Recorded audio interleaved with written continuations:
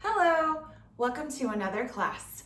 I'm Robin and today we are going to talk about double negatives.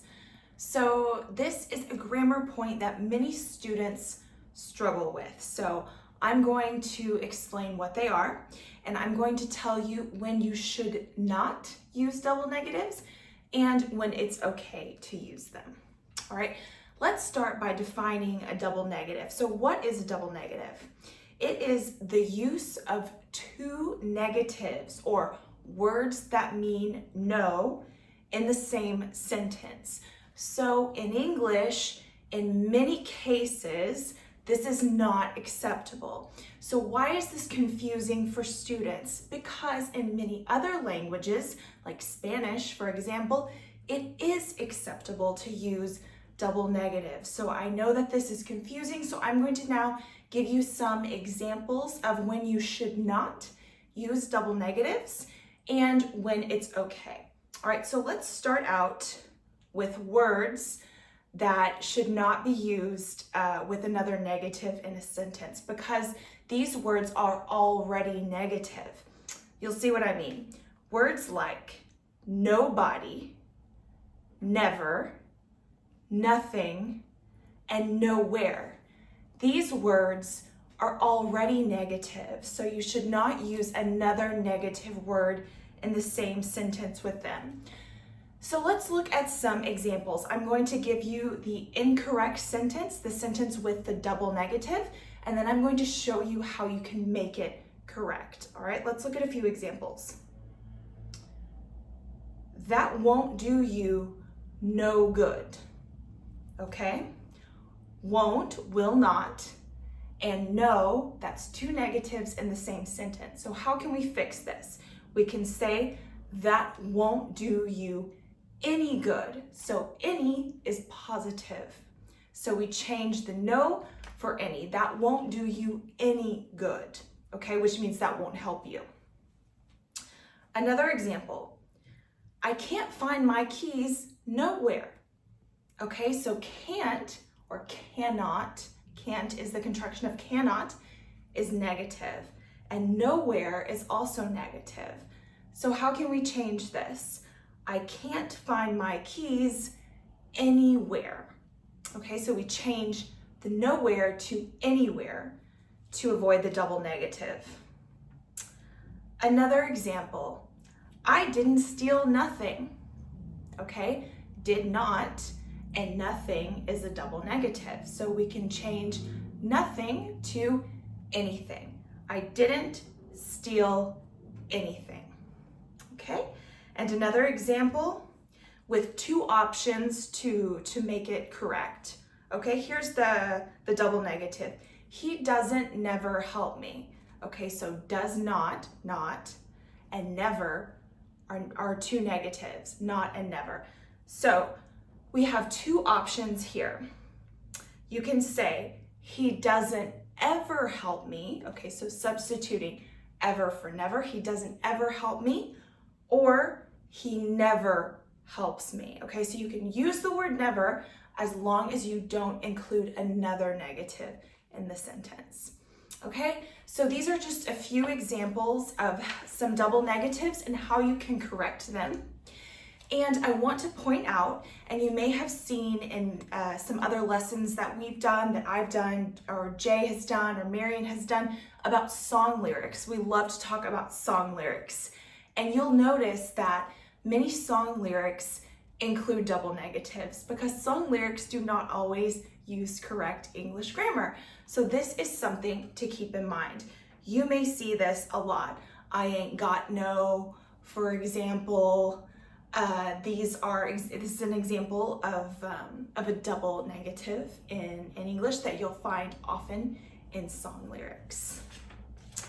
All right, so now let's switch and I want to give you some examples of when it is okay to use double negatives. So this is a little bit more advanced. So we've talked about like the basic double negative. Now we're taking it to the next level. This is a bit more advanced. So we can use double negatives in an indirect way to express a positive. So What do I mean by this? Basically, the two negatives in these cases will equal a positive. And the indirect, another way to say this is an understatement. So when we make an understatement, it means that we express something in a less intense or important way than it actually is. Okay, so I think you'll understand when I give you some examples. Look at this. Dinner last night was not unpleasant, but I think it could have been better. Okay, so if you look at this word unpleasant, the prefix, that means the beginning of the word, the prefix un means no or not. So not unpleasant is a double negative because not is negative and unpleasant is also negative. But in this case, it equals a positive because you are saying something in a more polite way. Instead of saying, I hated dinner, I didn't like it, you can make it a little bit nicer. And you can use this double negative with an un. So another kind of double negative with the same example, you can say, I didn't not enjoy dinner. Okay, so did not and not, that's two nots, but it's kind of expressing it in a way, maybe so you don't hurt someone's feelings. Imagine someone asks you, how did you like dinner? Did you enjoy the meal? And you can say, I didn't not enjoy it, but it wasn't my favorite, for example.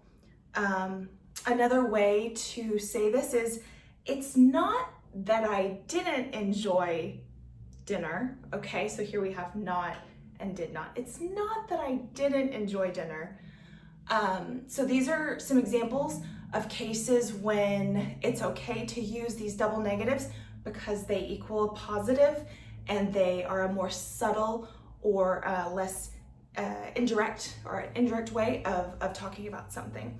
Let's look at a few more examples, okay? Because I know this is a bit confusing. With this prefix un again. Sudden storms in the mountains are not unheard of. Okay, so if something is unheard of, it means that it never happens. So this not plus un, not unheard of, actually turns it into a positive. It means that they are common. So when you say they are not unheard of, you're actually saying they're quite common. It could happen.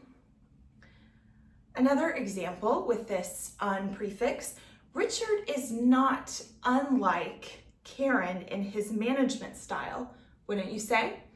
So here you're making a comparison between two people, and by saying not unlike, you're actually saying that they are quite similar. All right, let's look at another example. The strange fruit is not unlike a pear. So here you're making a comparison to a fruit, maybe a strange fruit you've never seen before, and a pear. So you're saying they have the same qualities, they're very similar, but they're not exactly the same. So this not unlike actually turns into a positive because they have similarities, they have things in common. Okay, and finally, my last example of these cases when it's okay to use double negatives. $50 for a concert is not unreasonable. Okay, unreasonable means you would not want to pay it. It's exaggerated, it's too much. So not unreasonable means it's not cheap, but it's also not expensive. Okay, so these two not unreasonable turn into a positive. Okay, so I hope that this explanation has been clear.